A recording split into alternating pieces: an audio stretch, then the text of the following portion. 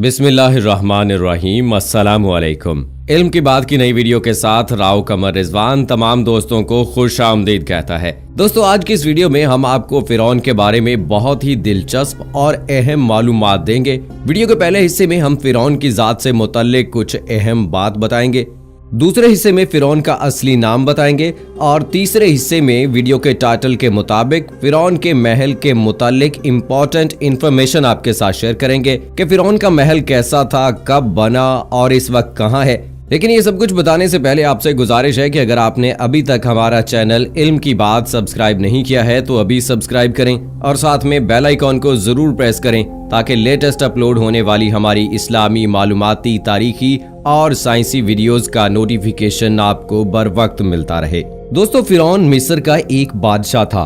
वो इस धरती पर अब तक का सबसे शैतान डिक्टेटर था।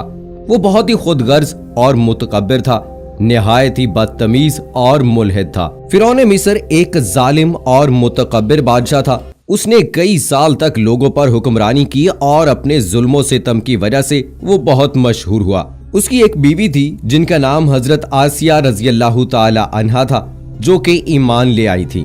और इसके अलावा फिरौन की अपनी कोई औलाद नहीं थी। उस जमाने के लोगों से अपने आप को एक खुदा की तरह मनवाने और उसकी पूजा करने पर मजबूर कर दिया करता था। मिस्रियों का ख्याल था कि फिरौन देवताओं और इंसानों की दुनिया के बीच का रास्ता है। आसमानी हुक्मरानों के तौर पर फिरौन खुदा के हुक्म का नजात दहिंदा समझा जाता था। फिरौन ने जिस कौम पर हुकूमत की उन्हें बनु इसराइल और किब्ती भी कहा जाता है। फिरौन अपनी अजीम यादगारों और मुजस्मों की तामीर की खातिर बनु इसराइल पर जुल्म सितम और तशद्दुद किया करता था। यह ख्याल किया जाता है कि इस रुए जमीन पर फिरौन की मौत सबसे अफसोसनाक मौत थी, क्योंकि उसने अपने आप को दुनिया का तख्लीक कार समझना शुरू कर दिया था। इसलिए अब हकीकी रहती दुनिया तक इबरत का निशान बना दिया। फिरौन के जवाल का वक्त तो उसी वक्त शुरू हो गया था जब फिरौन ने एक मर्तबा ख्वाब देखा कि बैतुल मकदस की तरफ से एक आग निकली जिसने सारे मिस्र को घेर लिया और तमाम किब्तियों को जलाकर राख कर दिया, मगर बनी इसराइल को आग से कोई नुकसान न पहुंचा। ये अजीब और गरीब ख्वाब देखकर फिरौन परेशान हो गया। उसने नजूमी से ताबीर मालूम की तो उन्होंने बताया कि बनी इसराइल में एक लड़का पैदा होगा जो तेरी बादशाहत खत्म हो जाने का सबब बनेगा। ये सुनकर फिरौन ने हुक्म दिया कि बनी इसराइल में जो भी लड़का पैदा हो उसे कत्ल कर दिया जाए। इसी तरह फिरौन के हुक्म से 12,000 या 70,000 लड़के कत्ल कर दिए गए। दोस्तों, पुराने जमाने में मिस्र के बादशाहों का लकब फिरौन हुआ करता था। इसी तरह रूम के बादशाहों का कैसर, फारसी यानी ईरान के बादशाहों का लकब किसरा था, यमन के बादशाहों का लकब तूबा, तुर्क बादशाहों का खाकान और हबशा के बादशाहों का लकब नजाशी था। मिस्र के जितने भी बादशाह गुजरे हैं इन सब में हजरत मूसा अलैहिस्सलाम के दौर का फिरौन सबसे ज्यादा बद इखलाक, सख्त दिल और जालिम था। फिरौन के नाम के हवाले से अगर बात की जाए तो इसमें इख्तलाफ पाया जाता है। कुछ के करीब वलीद मसअब बिन रियान था और कुछ के करीब है कि मिनफताह बिन रमेसेस सानी उसका नाम था। हजरत यूसुफ अलैहिस्सलाम और मूसा अलैहिस्सलाम के दौर के फिरौनों के दरमियान 400 साल से ज्यादा का फासला था। मनकूल है कि फिरौन जमीन पर सरकशी के साथ साथ खुदाई का दावेदार भी था। उसने अपनी कौम को दरियाए नील के जरिए गुमराह कर रखा था और वो यूं कि जब यौम नरोज यानी आतिश परस्तों की ईद का दिन आता और दरियाए नील इंतहाई ठाठे मारता तो लोगों में ये ऐलान कर दिया जाता कि तुम्हारे लिए फिरौन ने दरियाए नील को पुरजोश कर दिया है, लिहाजा तुम उससे सजदा करो। तो जाहिल लोग इसकी बात पर यकीन करते हुए इस पर सजदा करते। एक साल दरियाए नील का पानी कम हो गया तो अल्लाह ताला ने उसे पुरशोर मौजे मारने की इजाजत न दी। लोग भूख के सबब निढाल हो गए और कहत में मुब्तला हो गए। चुनाचे पूरी कौम इकट्ठी होकर फिरौन के पास गई और इससे मुतालबा किया कि हमारे अहलो अयाल, औलाद और जानवर सब हलाक हुए जा रहे हैं। अगर तुम हमारे खुदा हो तो दरियाए नील का पानी जारी करो। तो उस लईन ने जवाब दिया, ऐसे ही होगा। फिर वो ऊनी लिबास की बनी हुई टोपी और राख भरी थैली लेकर एक वीरान जजीरे की तरफ चला गया जो अब तक मिक्यास के नाम से मशहूर व मारूफ है, और हुक्म दिया कि इसकी रियाया और कौम में से कोई शख्स इसके पीछे नहीं आएगा। उसने जजीरे में दाखिल होते ही शाही लिबास और सर का ताज उतारकर ऊनी लिबास और बालों से बनी हुई टोपी पहन ली और राख जमीन पर बखेर कर उस पर लोट पोट होने लगा। और रोते हुए बारगाह इलाही में सजदा रेज हो गया और अपना चेहरा राख पर लत पत करते हुए कहने लगा, ऐ मालिक व मौला, मैं जानता हूँ कि तू ही जमीन व आसमान का मालिक और अव्वलीन व आखिरीन का माबूद है, लेकिन मुझ पर बदबख्ती गालिब आ गई। मैं तेरी नाफरमानी से सरकशी में बहुत आगे बढ़ गया। तू मेरा माबूद है और मैं तेरा बंदा हूँ। तूने मेरे मुतालिक जो फैसला फरमा दिया सो फरमा दिया। मौला, अब मुझे मेरी कौम में जलील और रुसवा न कर, और तू ही सबसे बढ़कर करम फरमाने वाला है। दोस्तों, अभी फिरौन की बात पूरी न हुई थी कि अल्लाह ताला ने उसी वक्त दरियाए नील को जारी होने का हुक्म दे दिया और दरिया से फरमाया कि जहाँ तक फिरौन जाए वो भी इसके साथ साथ चले। चुनाचे फिरौन अपनी कौम में इसी हालत में जा रहा था कि दरिया का पानी इसके दामन को तर करते हुए साथ साथ जा रहा था और लोग अपनी आस्तीनों को पानी और कीचड़ में डुबोकर खुशी से एक दूसरे को मार रहे थे। उस वक्त से अब तक मिस्र में खुशी मनाने का यही तरीका राइज है और अहले मिस्र इससे यौम नरूज यानी दरियाए नील की तुग़यानी का दिन कहते हैं। दोस्तों, फिरौन अल्लाह ताला का दुश्मन था। जो लम्हा भर उसके लिए मुखलिस हुआ तो उसे बारगाही इलाही तलब के मुताबिक अता किया गया। उसकी पर्दा पोशी की गई और कौम में उसको जलील और रुसवा होने से बचा लिया गया।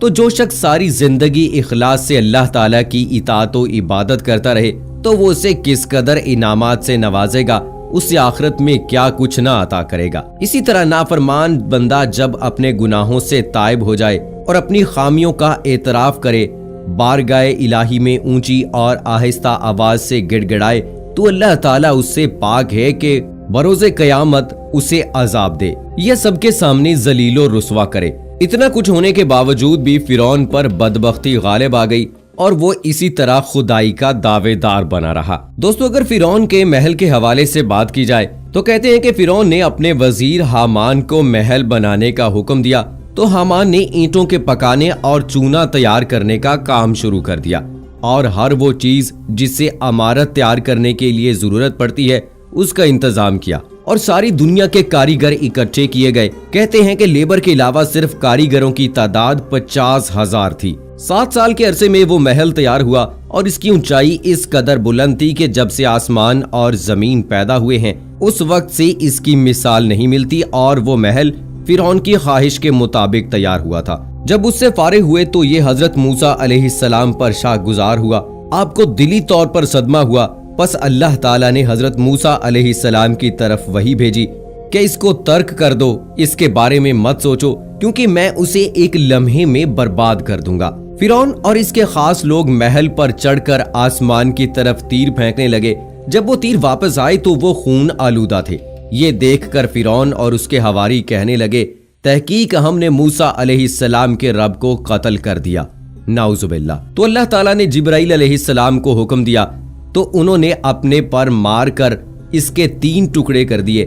उनमें से एक टुकड़ा समंदर में गिरा, एक टुकड़ा हिंदुस्तान में और एक टुकड़ा मगरब में गिरा। दोस्तों, एक रिवायत में ये भी आया है कि इन टुकड़ों में से एक टुकड़ा कौम फिरौन पर गिरा था जिससे 10 लाख फिरौनी लोग हलाक हो गए थे। और ये भी रिवायत है कि जो लोग इस महल को बनाने में शरीक थे इनमें से हर एक डूब कर या जल कर या किसी आफत से तबाह हुआ और अल्लाह ताला ने फिरौन का महल सुबह सवेरे यानी तुलुए फजर और तुलुए आफ्ताब के दरमियानी वक्त में तबाह कर दिया। जब फिरौन ने देखा और अपने काम का बातिल होना मालूम हुआ तो उसने हजरत मूसा अलैहिस्सलाम से जंग शुरू कर दी। फिर अल्लाह ताला ने उनको मौजों से आजमाया और वो ये हैं असाई कलीमी, यदे बैजा, तूफान, टिड्डी, जुएं, मेंढक, खून, सूरतों का बदल जाना और दरिया का फट जाना। दोस्तों, फिरौन के महल के मुतालिक ये भी है कि फिरौन ने खुदाई के दावे से पहले महल बनवाया था और इसके बाहरी दरवाजे पर बिस्मिल्लाहिर्रहमानिर्रहीम लिखवाया था। जब उसने खुदाई का दावा किया और हजरत मूसा अलैहिस्सलाम ने इसको अल्लाह ताला पर ईमान लाने की दावत दी तो फिरौन ने सरकशी की। हजरत मूसा अलैहिस्सलाम ने अल्लाह ताला की बारगाह में अर्ज किया, ऐ अल्लाह, मैं बार बार इसे तेरी तरफ बुलाता हूँ लेकिन ये सरकशी से बाज नहीं आता, मुझे तो इसमें भलाई के आसार नजर नहीं आते। अल्लाह ताला ने फरमाया, ऐ मूसा, तुम इसे हलाक कर देना चाहते हो, तुम इसके कुफर को देख रहे हो और मैं अपना नाम देख रहा हूँ जो उसने अपने दरवाजे पर लिखवा रखा है। तो दोस्तों, सोचिए कि अगर हम अपने घर के दरवाजे पर या अपने घर में बिस्मिल्लाहिर्रहमानिर्रहीम लिखवाएंगे तो इसकी कितनी बड़ी बरकत होगी। اللہ سے دعا ہے کہ اللہ ہمیں اپنے اور رسول اکرم صلی اللہ علیہ وآلہ وسلم کے بتائے ہوئے طریقوں کے مطابق زندگی گزارنے کی توفیق عطا فرمائے، آمین ثم آمین۔ مجھے اگلی ویڈیو تک اجازت دیجیے، فی امان اللہ۔